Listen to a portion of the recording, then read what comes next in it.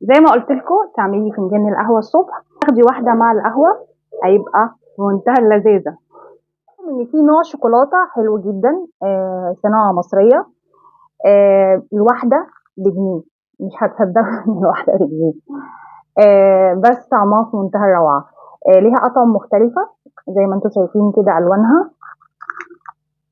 اللون اللي هو الازرق عباره عن اسمه بالبندق، هو ده مكتوب هنا بالبندق، بالكراميل، الاصفر بالكراميل، الاحمر باللوتس، والفوشيا بايه،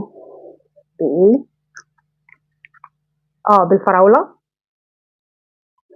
والابيض بالملك، بالحليب. زي ما قلت لكم ليها نكهات مختلفة، في منها القهوة، في منها البندق، في منها الفراولة، في منها النوتيلا، في منها الحليب، في منها اللوتس، في منها الكراميل. ممكن بقى كده جنب كوباية قهوة، كوباية نسكافيه، حاجة كده في منتهى اللذاذة. وكمان الدلال، ليه ما ندللش نفسنا؟ طالما موجود الدلال ندلل نفسنا، ما ندللش ليه؟ طعمها في منتهى الروعه. انا نفسي بجيبها.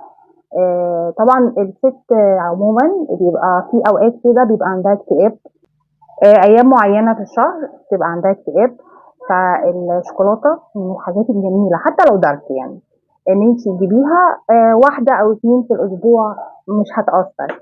وخصوصا كمان لما تعمليها مع قهوه. انا بجيبها وممكن تحطي واحده في القهوه، وممكن تاكليها كده، تاكليها مع القهوه، تدوبيها كده مع القهوه تحت لسانك كده وتشربي القهوه كده بمزاج. هتبقى جميله جدا، تقدري بقى تكملي يومك طول النهار. طبعا نعمل القهوه مع بعض. كده القهوه الصباحيه كده تعمليها وتاخدي واحده. انا بحب جدا جدا اللوتس، بيبقى فيه قرفه، نسبه القرفه عاليه فيه شويه، بتدي طعم حلو قوي قوي للقهوه.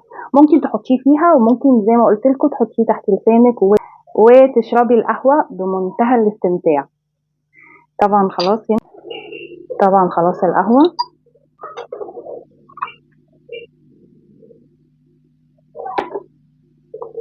زي ما انتم شايفين كده. زي ما قلت لكم تعملي فنجان القهوه الصبح، وتاخدي واحده مع القهوه، حاجه كده في منتهى اللذاذه. طبعا انا بحب اللي هي فيها قرفه زياده، اللي هي اللوتس، بتبقى صغننه زي ما انتم شايفين، صغيره زي ما انتم شايفين، مش كبيره قوي. بحطها تحت لساني واشرب القهوه على الهادي وببساطه، واكمل يومي في منتهى الهدوء.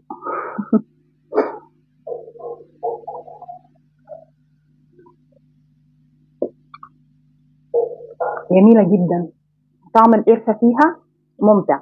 كمان في اطعم مختلفه زي ما قلت لكم، ممكن تجربي اي نوع وتجيبيها، وطعمها في منتهى. الاطفال كمان جميله جدا، والواحده يكفي ان الواحده رخيصه جدا بجنيه. اتمنى تجربوها وتقولوا لي رايكم في التعليقات. كانت معاكم مها القناوي، مع السلامه.